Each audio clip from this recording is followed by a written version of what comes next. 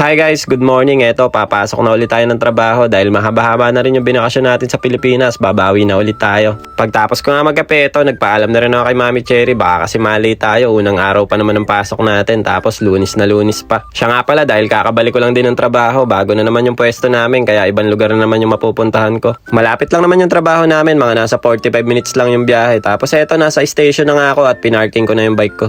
Nakakapanibago nga lang ulit dahil kakabalik lang natin dito sa Japan. Nasanay kasi ako sa Pilipinas na tanghali ng gumigising. Dito kasi sa Japan, syempre nagtatrabaho tayo hanggang Sabado. Kailangan maaga tayong gigising. Hindi katulad sa Pilipinas, pagka bakasyon wala kang iniintindi. Bali, 2 train nga pala yung sasakyan natin ngayong araw papunta dun sa may trabaho namin. Simula Nipa Station kasi 3 stop lang naman yung kailangan kong hintuan. Tapos pagbaba ko nga, nag-transfer ako dito sa may Green Line. 1 station na lang ay nakarating na ako malapit sa trabaho namin. Bale, ito nga pala guys yung station malapit sa trabaho namin. Suzuki Purianuka. Grabe, ang hirap i-pronounce. Bahala na kung tama ba o mali. Pero syempre, alam nyo na, kape is life. Kahit nagkape na nga tayo, ay nag-safety na rin ako ng kape. Baka kasi mamaya yung trabaho namin, malayo yung convenience store. Kaya bumili na kaagad ako. Siya nga pala guys, kapag nga pala hindi ko alam yung trabaho namin, binibigay lang sa akin ni boss yung address. Tapos ayan, gino-google map ko lang, lumalabas naman ako kung ano na yung mga sasakyan. Tapos pagbaba mo ng station, lalabas na rin kung saan ka maglalakad. Kaya pag nagpunta kayo dito sa Japan, huwag kayo matakot na gumala. Kasi yung Google Map naman, tinuturo naman sa inyo kung saan kayo sasakay. Tapos nakalagay na rin doon kung magkano yung magagastos nyo. Siya nga pala sa mga nagtatanong paano daw ba yung pamasahe ko dito, binabalik daw ba ng kumpanya namin. Bali, ganito nga pala yung nangyayari sa sistema ng transpo namin. Inaabunuhan ko muna yung pamasahe ko, tapos pagdating ng sahod, tsaka na lang binibigay sa akin, binibigay ko na lang yung total. Mabalik tayo dito sa nilalakad ko. After ko maglakad ng 6 minutes, eto, natanong ko na nga yung trabaho namin. Pagka kasi ganyang natanong ko na yung net at tsaka yung Ashiba, yun na yun, malapit na mismo ako sa trabaho namin.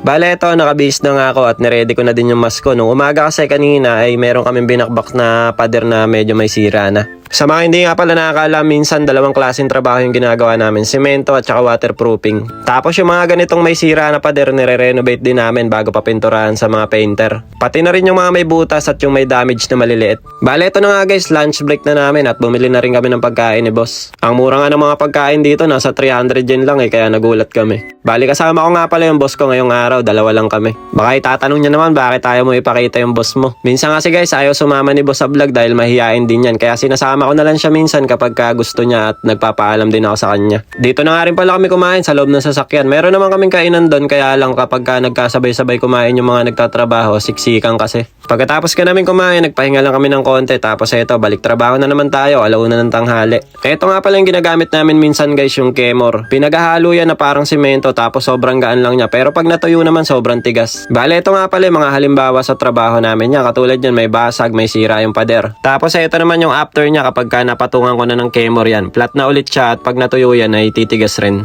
At eto na nga, 3:00 na ng hapon, break time na natin. Nagpahinga lang tayo ng konti. Break time nga pala namin, 3:00 hanggang 3:30. Uminom nga lang ako ng tubig dito, tapos may natira pa naman akong konting kape nung binili ko kaninang umaga. Pagkatapos ng break time, ready na ulit tayo. Kabit na naman tayo ng harness at magkakabit na naman ulit tayo ng helmet. Siya nga pala, hindi na rin ako nakapag-video masyado dyan kasi busy lang kami, kaya konting-konting clip lang din yung mga pinapakita ko. You know, uwi na guys. 5:00 na ng hapon. Grabe guys, no? Ang linis talaga ng mga kapaligiran dito sa Japan. Biruin nyo ba naman dito sa station na napuntahan ko, kahit balatata ng candy, wala akong makita eh. At eto na nga guys, kakababa ko nga lang ng train, sinilip ko muna yung number ng bike ko, baka kasi magkamali ako eh. Medyo mahal nga lang yung parking dito sa may Nipa Station, every 3 hours ata, 100 yen, kaya 300 yen yung pinabayaran sa akin. Hindi kasi lahat ng parking dito guys ay magkakamukha, no? Yung sa kabilang pinagpaparkingan ko, 100 yen lang eh. 5:30 pa lang guys, oh.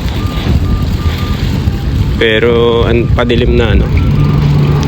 Bago nga pala ako umuwi, dumaan muna ako sa may supermarket. Bumili lang ako ng lumpia wrapper, tapos binilang ko na rin ng pasalubong yung 2 bata. Ang bilis talaga dumilim dito, saglit lang ako bumili sa loob. Paglabas ko, padilim na kaagad. Fast forward, nandito na ako sa bahay at ayan, nakaabang na kaagad si Seiching makulit. Tapos umatras nga kaagad, kala niya siguro wala akong pasalubong sa kanya eh. Si Bochog naman nagtatakbo sa loob, kala niya siguro hinahabol ko siya. Si Ate Saori, kamat ulo, naghahanap din ng pasalubong eh. Saori wa? Seichi wa? Ay. Diyan ah. Si Botchog nyo nga guys, mukhang naghahanap na rin ng pasalubong kaya binigay ko muna sa kanya yung lollipop ni Seichi. Bawal pa naman kasi kay Botchog yung mga candy kaya hindi ko na muna siya talaga pinapasalubungan. Siya nga pala, hinahanap ko pa talaga kung saan merong cotton candy. Nung nakaraan pa kasi nagpapabili niyan sa akin si Ate Saori, hindi ko naman alam kung saan ako makakabili. May pinakita nga rin pala sa akin si Ate Saori guys, binigay daw sa kanya yung nanay ng best friend niya. Kaya talagang malapit yung loob namin sa bata na yun kasi yung mga magulang ng mga bata napakabait kay Ate Saori. Bale, itong hapunan nga pala, nagprito lang si Mami Cherry ng isda, may natira pa naman kasi kaming ulam kahapon. Sobrang kulit na nga ngayon ni Botchog guys at napakalikot. Halos lahat kasi ng mga stock namin dito sa bahay talagang sinasabog niya, mababa kasi yung lalagyan. Abay, ginagawa ba naman laruan yung Nor Cubes eh.